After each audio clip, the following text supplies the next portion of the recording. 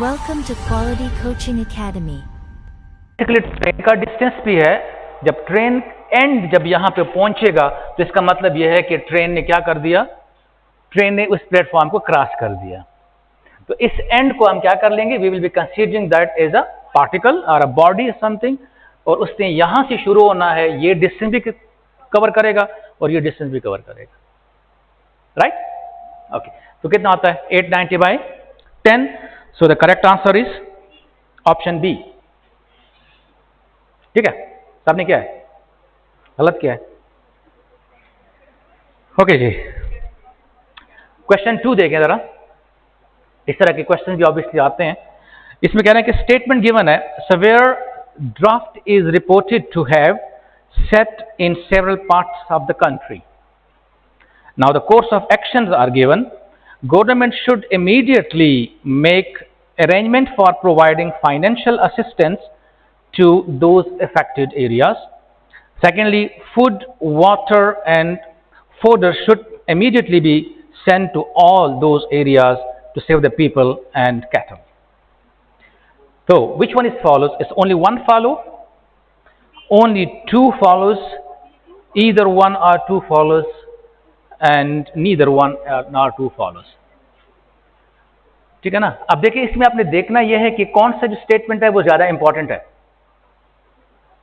ऊपर सिचुएशन आ गई है कि भाई फ्लड आ गया, ठीक है ना, लोग तकलीफ में है।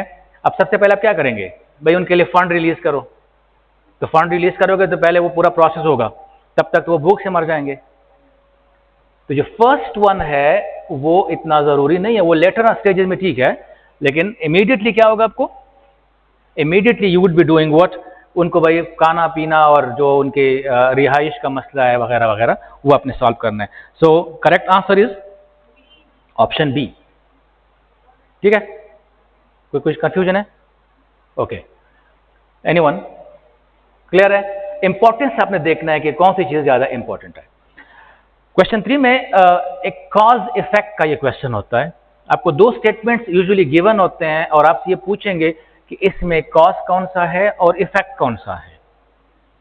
ठीक है, तो इसमें पढ़ा स्टेटमेंट आपने, the government has recently fixed the fees for professional courses offered by the unaided institution which are much lower than the fees charged last year. ठीक है, एक स्टेटमेंट है।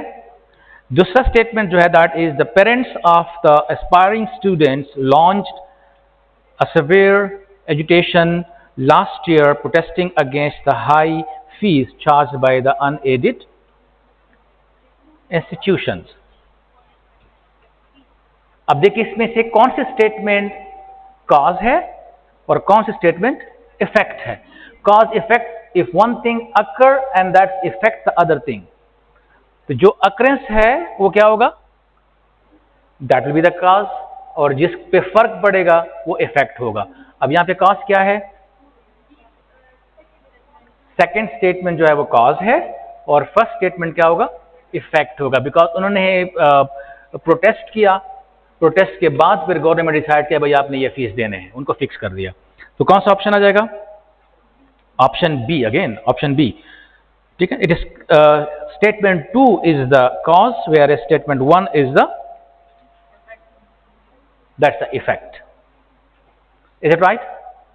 ओके जी, question 4, what is the angle between the minute hand and the hour hand of a clock when the time is 4:20? 4:20 पर जो घंटे की सुई है और जो मिनट की सुई है, उन दोनों के बीच में एंगल क्या होगी। ओके, पहले आप इस कंसेप्ट को समझें कि इसमें हम करते क्या हैं। ठीक है ना, लेट्स सपोज ये क्लॉक है आपके पास है, राइट? एक हमारे पास होती है आवर हैंड और एक होता है मिनट्स हैंड। अब आप इसके थोड़े से कंसेप्ट को समझ लें। टोटल एंगल कितना होता है, दैट इज 360 डिग्री। सही है। अब आपने देखना यह है कि जो मिनट की सुई है वो 1 घंटे में कितनी डिग्री एंगल बनाती है, दैट्स 360। 1 मिनट हैंड जो है ना, ये इन 60 second minute sorry, that is making an angle of 360 degree. तो 1 मिनट में कितना हो जाएगा? That is 360 divided by 60। 1 minute में जो मिनट की सुई है वो कितनी एंगल बना रही है? 360 बाई 60, और यू कैन से 6 डिग्री। अच्छा, 1 घंटे में घंटे की सुई जो है वो कितने डिग्री एंगल बनाती है? 1 घंटे में जो घंटे की सुई है, अब देखिए उसमें क्या होता है, ये क्लॉक जो है we divide that into 12 parts. 1 घंटे के बाद जो घंटे की सुई है उसने 1 पार्ट कवर किया होता है। इसका मतलब है कि वो क्या करेगा, हमारे पास जो मिनट की हार हैंड है वो 60 मिनट्स में that cover what 1/12 part of 360। ठीक है, 1/12 पार्ट ऑफ 360। क्लियर है ना? 1 घंटे में जो घंटे की सुई है वो 1 घंटे के बाद कितना होगा? अगर 12 पे है तो 1 पे आ जाएगा, 1 पे है तो 2 पे आ जाएगा, 2 पे है तो 3 पे आ जाएगा। 1 घंटे में टोटल पार्ट्स कितने हैं? 12 है, और टोटल एंगल कितनी है? 360 है। So it's 1/12 parts of 360। तो ये घंटे की सुई 1 घंटे में कवर करेगी। अब ये चीज आपको पता होना चाहिए। अब कितना हो गया? 4 घंटे हैं। तो 4 घंटों में, क्योंकि 4 बजे है ना, 1 2 3 3 कहां पे होता है? 3 यहां पे होता है। ये 1 है, सॉरी, ये 12 बजे हैं, 3 है और ये 4 है। हम बात कर रहे हैं 4:20 पे। तो 4:20 पे कितना होगा? 1 2 3, कितने एंगल बना रहा है? 4 घंटों में जो घंटे की सुई है वो कितने एंगल बना रहा है? 3 इंटू वट? 3 into what? ये एंगल कितनी है?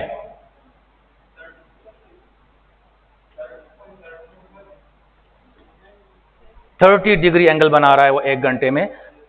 तो जब 4 बजे होंगे तो कितने घंटे गुजरे होंगे? 120 हो जाएगा। ठीक है। अच्छा, अब इसके बाद क्या आएगा? मिनट की सुई जब 20 मिनट ऊपर होंगे तो इसका मतलब है कि मिनट की सुई भी यहां पे आई होगी। लेकिन 20 मिनट में तो घंटे की सुई आगे गई होगी ना? नहीं, एक जगह पे तो कड़ी नहीं होती ना। 20 मिनट गुजरेंगे तो जो घंटे की सुई है वो कितनी जाएगी आगे?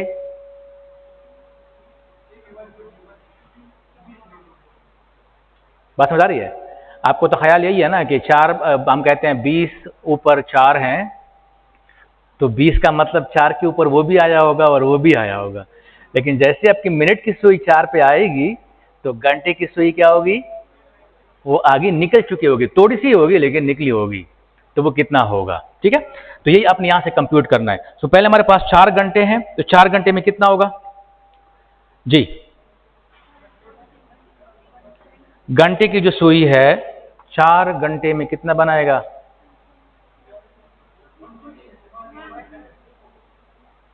पता है ना? 120। Very good. अच्छा, और इसके बाद फिर 20 मिनट्स में कितना बनाएगा? 20 मिनट्स में 20 मिनट्स में घंटे की सुई कितने हो गए? ओके, एक 60 मिनट्स में ये बना रहा है कितना? 30। ठीक है, 1 मिनट में कितना बनाएगा? हाफ। तो 20 मिनट्स में कितना बनाएगा? 10 बनाएगा। तो इसका मतलब यह है कि जैसे ही आपके पास मिनट की सुई यहां पे पहुंची होगी 4 पे, तो जो यहां पे जो घंटे की सुई होगी वो यहां से 10 डिग्री आगे जा चुकी होगी। बोनशोई पोषेगा ना? 4 घंटों के द मिनट सुई कम से तरह जी 4 पे, इधर से ये यहां पे आ जाएगा, राइट? मिनट की सुई तो यहां पे आ गई है, लेकिन घंटे की सुई इसे थोड़ी सी आगे गई है। तो हम यही देखना चाह रहे हैं कि 20 मिनट में अगर घंटे की सुई यहाँ पे है तो वो यहाँ से कितना मूव कर रही है, ठीक है, तो 10 यूनिट्स, 10 डिग्री, तो दोनों के बीच में एंगल क्या होगी, 10 डिग्री।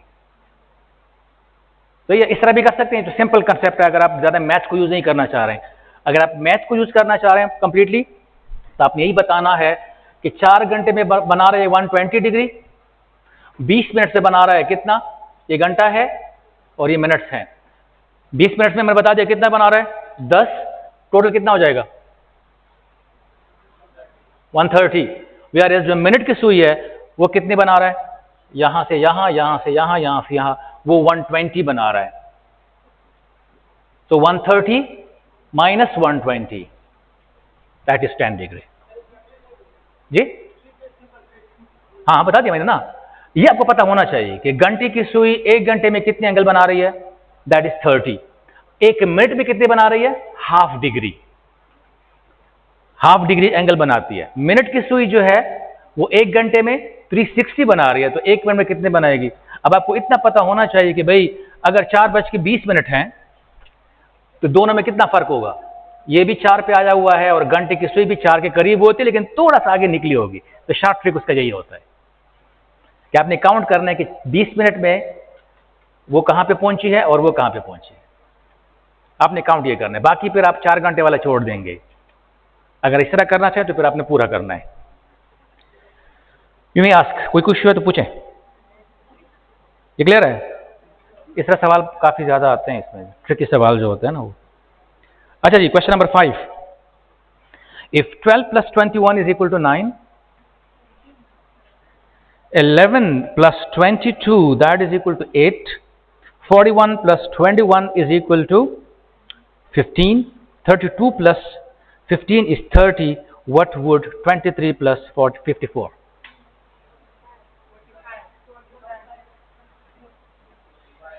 45 क्यों? That's right. दोनों जो डिजिट्स हैं उनको पहले ऐड करो फिर मल्टीप्लाई करो। ये वही बात है जो मैंने आपको कहा था कि every boy is a girl, और समझ रहा है। तो यहाँ पर आप ये नहीं सोचेंगे भाई ये कैसे पॉसिबल है कि 12 + 21 9 के बराबर है।